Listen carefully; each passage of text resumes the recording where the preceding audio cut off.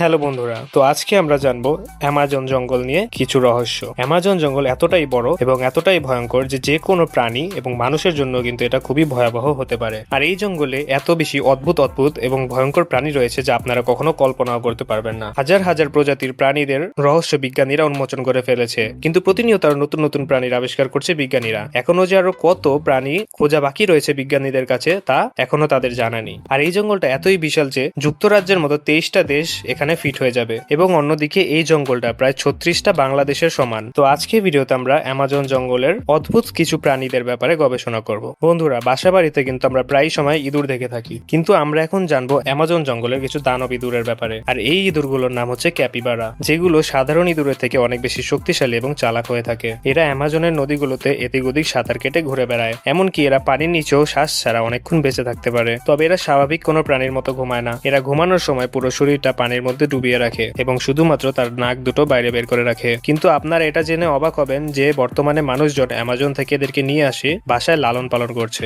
বিশেষ করে দক্ষিণ আমেরিকার লোকজন এদেরকে পোষা প্রাণী হিসেবে পালন করে। সাধারণত জঙ্গলে এই ইঁদুরগুলো 10 থেকে 20 জনের একটা গ্রুপ করে চলাফেরা করে, এবং এক একটি ক্যাপিবারা প্রায় 4 ফিট পর্যন্ত লম্বা হতে পারে। অনেকগুলো কিন্তু এর থেকেও লম্বা হয়ে থাকে এবং ওজনের দিক থেকে প্রায় 35 থেকে 70 কেজি পর্যন্তও হতে পারে, যেটা কিনা একজন সুস্থ সবল মানুষের চাইতেও বেশি। আর এদের প্রিয় খাবার হচ্ছে গাছের ছাল। আর সবচেয়ে জঘন্যের বিষয় হচ্ছে এই ইঁদুরগুলো নিজেদের পায়খানা নিজেরাই খায়। তবে বিভিন্ন ধরনের ওষুধ প্রস্তুতকারী প্রতিষ্ঠানগুলো এদেরকে নিয়ে গিয়ে গবেষণা কাজে ব্যবহার করে। এর বাইরে পৃথিবীর বিভিন্ন চিড়িয়াখানায় কিন্তু এই ইঁদুরগুলোকে দেখা যায়। বন্ধুরা, আপনারা কিন্তু বাড়ির আশেপাশে অবশ্যই ছোটখাটো সেন্টিপিড দেখেছেন, যেগুলো সাইজে অনেকটা আমাদের হাতের আঙ্গুলের সমান, অথবা এর চাইতেও ছোট অথবা বড় হতে পারে। কিন্তু আপনাদের মধ্যে যারা এই ধরনের ক্রিপি অ্যানিমেল দেখলে ভয় পান, তারা অ্যামাজন জঙ্গলের সেন্টিপিড দেখলে হয়তো সাথে সাথে হার্ট অ্যাটাক করে মারা যেতে পারেন। কারণ অ্যামাজন জঙ্গলের সেন্টিপিড গুলো একটা মানুষের চাইতেও বিশাল বিশাল হয়ে থাকে, এবং এই সেন্টিপিড গুলো এত বেশি বিষাক্ত হয় যে এগুলো যদি কোনো মানুষকে সামান্য পরিমাণ আচরণ দেয়, তাহলে বিষের কারণে সেই মানুষটির 10 মিনিটের মধ্যে মৃত্যু হয়ে যাবে। বন্ধুরা, আপনারা সবাই হয়তো গরু দেখেছেন।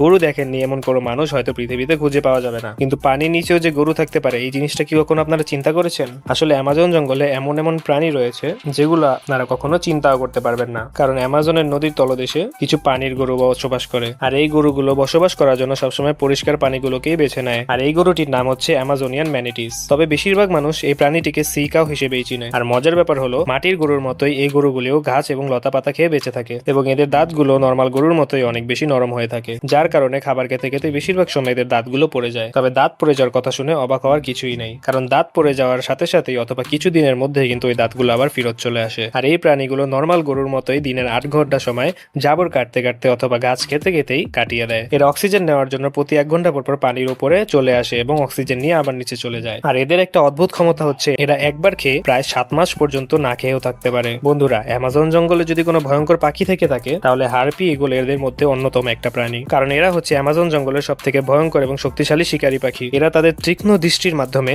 শিকারকে টার্গেট করে দেখার সাথে সাথেই কিন্তু শিকারকে ধরে ফেলে, এবং এই পাখিগুলো তাদের শরীরের ওজনের চাইতে 5 থেকে 6 গুণ বেশি ওজনের প্রাণীদেরকেও কিন্তু উড়িয়ে নিয়ে যেতে পারে।